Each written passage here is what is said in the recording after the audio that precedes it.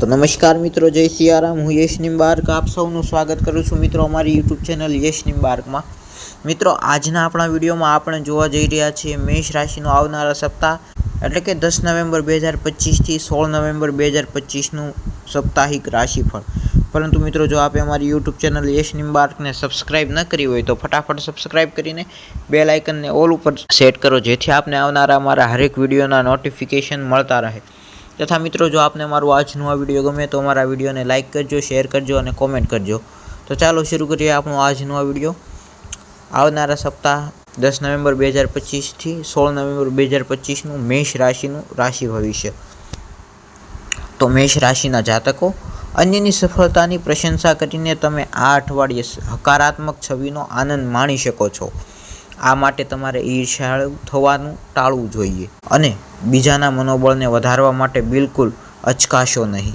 आ अठवाडिये भूलथी पण तमे जमीन अथवा तो कोई संपत्तिमां रोकाण करवानुं टाळो, नहीं तो आवुं करवुं तमारा माटे जीवलेण बनी शके छे। कारण के शक्य छे के आ रोकाणथी नाणांनी खोटनी साथे तमारे पारिवारिक आर्थिक संकटने लीधे तमारे 2 થી 4 सहन करवुं पड़शे। आ समये तमे तमारा मित्र अने परिवार साथे मनोरंजननो समय पसार करो।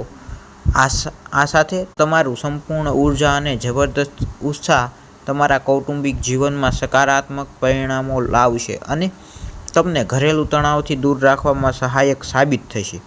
तमे अने तमारा प्रेमी वच्चे कोईपण विवादना समाधान माटे तमे घणीवार त्रीजी व्यक्तिने लावो छो, जे तमने अने तमारा प्रेमी साथेना दरेक विवादने समाधाનમાં મદદ પણ કરે છે।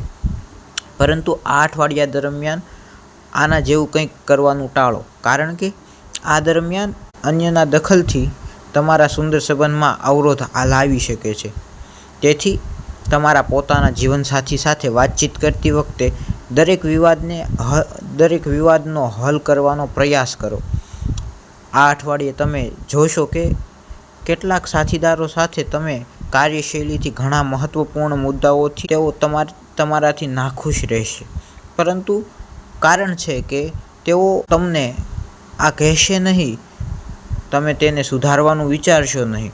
આવી સ્થિતિમાં જો તમને લાગે કે પરિણામો તમારી અપેક્ષા મુજબ નથી આવી રહ્યા, તો પછી તમારી યોજનાઓનું ફરીથી વિશ્લેષણ કરો અને તેમાં તમને વધુ સારું રહેશે કે તેઓ જરૂરિયાત પ્રમાણે સાચી સુધારણા લાવે। તમારું સાપ્તાહિક મિશન તમારા માટે શિક્ષણમાં સારું લાગે છે, જેના દ્વારા વિદ્યાર્થીઓને સારા પરિણામ મળશે। આ સમય દરમિયાન તમને તમારી સખત મહેનતનું ફળ મળશે અને તમે સ્પર્ધાત્મક પરીક્ષામાં સફળતા પ્રાપ્ત કરવા માટે સક્ષમ અનુભવ કરશો। તથા તમારી ચંદ્ર રાશિના 11મા ભાવમાં રાહુ મહારાજ વિરાજમાન હશે અને એવામાં કારણ કે કેતુદેવ તમારી ચંદ્ર રાશિના 5મા ભાવમાં બેઠેલા છે। તો આજના વિડીયોમાં આટલું જ। ફરી મળીએ નવા વિડીયોમાં।